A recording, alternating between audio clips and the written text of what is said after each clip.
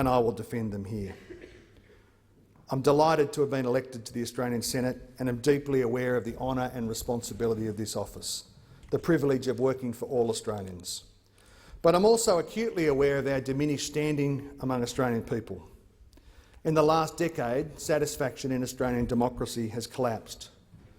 We may have avoided the economic recession of the GFC, but the crisis lingers in the heart of our economy. 10 years later, Australians are going backwards. Median household income has declined. Living standards have stagnated.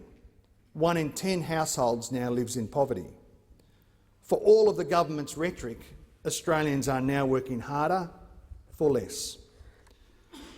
I saw this firsthand as a union official. Australia lost 25% of its manufacturing workforce between 2012 and 2016. That loss is felt most acutely in our outer suburbs and regions. Discontent with our democracy is not shared equally. The poorest 25% of Australians are 3 times more likely to be dissatisfied with democracy than the richest 25%. Our democratic crisis has occurred as Australia has become less equal. Australians in our regions, in outer metropolitan suburbs and in country towns feel like politics does not include them. Their faith in democracy has declined as their communities have unravelled. It's hard to feel part of our democracy if you can't pay your bills or if you can't get a good job.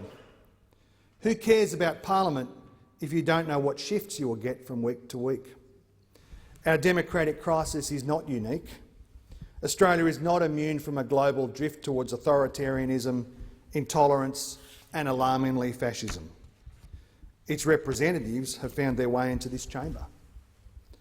The seeds of fascism have always been sown in exclusion, inequality and uncertainty. We shouldn't mince words here. It's too important for our democracy. Extreme right-wing parties in Australia closely resemble the fascist parties in Europe. They are a threat to Australian democracy. There should be no room for accommodation or preference deals.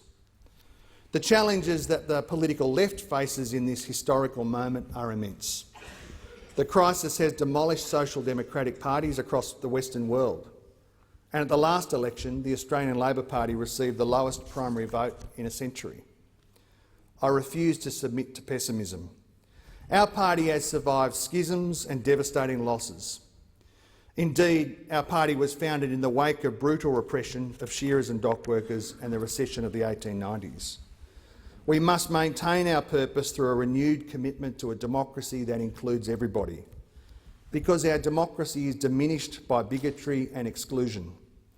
It's unable to reach its full expression if there is injustice or inherited privilege or inequality or poverty or discrimination on the basis of sex or sexuality, or when our regions are impoverished and alienated. Labor will build a platform that brings Australians together and rejects the politics of division and fear. I'm absolutely committed to a Labor victory in 2022.